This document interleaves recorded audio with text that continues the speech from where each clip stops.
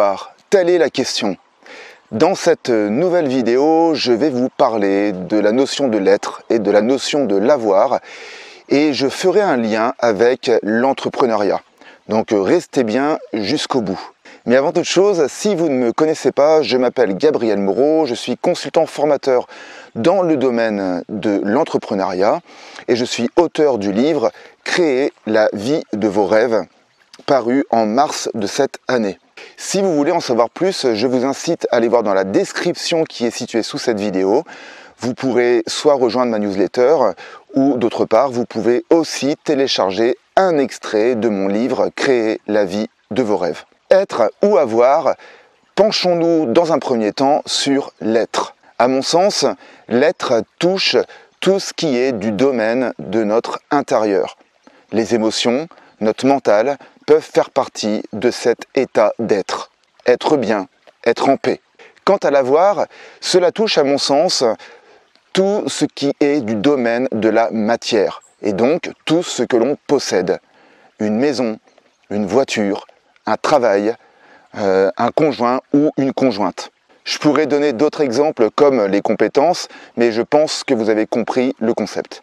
De mon point de vue, je crois fortement que notre éducation, depuis notre plus tendre enfance, nous amène à être focus et à cultiver l'avoir.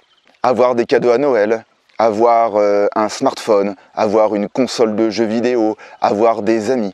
Et puis plus tard, nous allons sûrement entendre si tu as des bons diplômes, tu pourras avoir un bon travail. Et si tu as un bon travail, eh bien, tu seras une personne attirante et donc tu pourras vivre une vie de couple épanouissante. Par la même occasion, tu pourras même acheter une belle maison et avoir un beau véhicule. En revanche, est-ce que dans la majeure partie des cas, l'éducation que l'on reçoit, que ce soit par nos parents, par la famille, par l'école, nous apprend à être et donc à être bien, à être heureux?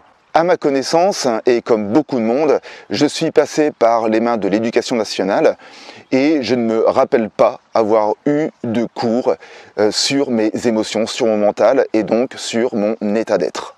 C'est dommage car de nombreux éléments nous amènent à cultiver l'avoir. Et une fois de plus, à mon sens, ce que je constate, c'est que cet avoir est mal cultivé. Je m'explique. Avoir ne serait-ce qu'un toit au-dessus de la tête, avoir un peu d'argent pour pouvoir payer ses factures, pour pouvoir manger, pour pouvoir survivre.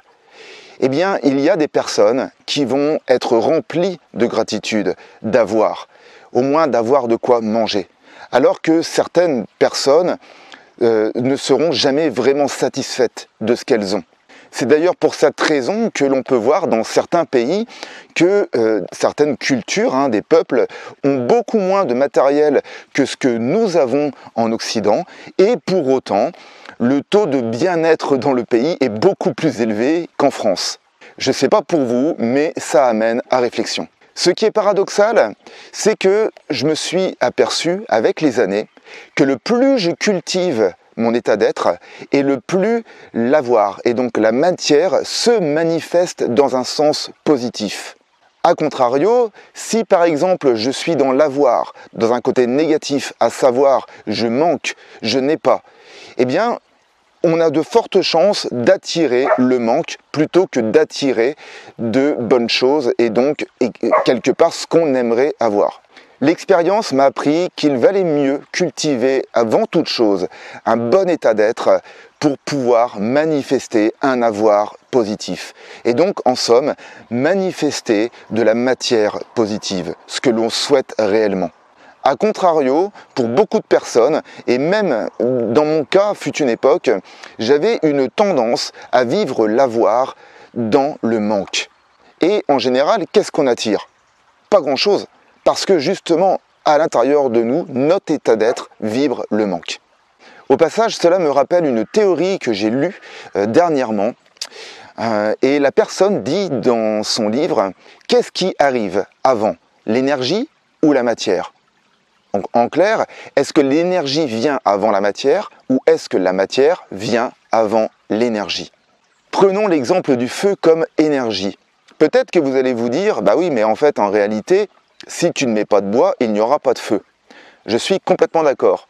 Mais en réalité, est-ce qu'au départ, il n'y a pas une forme d'énergie que vous émanez pour pouvoir faire le feu? Sans cette énergie, il n'y aurait pas de feu. Donc ça veut bien dire qu'il y a bien une énergie extérieure, et donc là, c'est la vôtre que vous mettez en œuvre pour pouvoir apporter cette énergie. Maintenant, faisons le lien avec l'entrepreneuriat.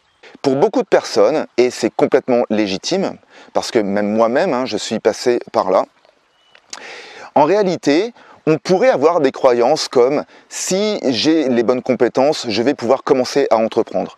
Si j'ai des finances, je vais pouvoir commencer à entreprendre. Si j'ai une personne, mon conjoint, ma conjointe qui travaille à côté, je vais pouvoir entreprendre. Si j'ai le matériel adéquat, je vais pouvoir commencer à entreprendre. » Toutes ces questions sont légitimes. Mais en réalité, et je le répète, travaillez sur votre état d'être.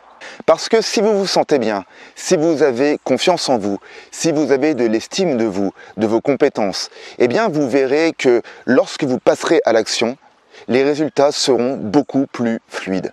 Ce que je vous partage dans cette vidéo, c'est l'essence même de la pyramide de 1000. Je vois encore beaucoup de formations en entrepreneuriat qui travaillent sur les compétences telles que la comptabilité, le marketing. Et effectivement, je ne critique pas, je pense que c'est très très bien. Mais encore une fois de plus, de mon point de vue, je vois que l'état d'être est encore beaucoup trop sous-estimé. Réfléchissez.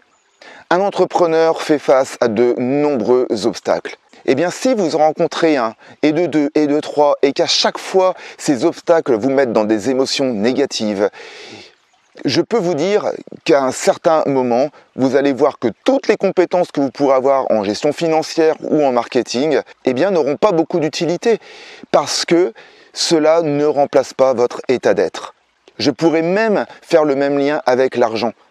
Si demain vous aviez 100 ou 200 000 euros sur votre compte en banque, vous allez me dire « Ouais, ce serait une super nouvelle, peut-être que j'entreprendrai. » Mais en réalité, vous pouvez me croire que si au fond de vous, vous avez des croyances négatives et que vous avez un état d'être qui est porté vers le manque, vers le fait de ne pas réussir parce que vous ne croyez pas en vous, eh bien vous aurez beau avoir toutes les finances au monde, ce n'est pas ça qui vous fera passer à l'action.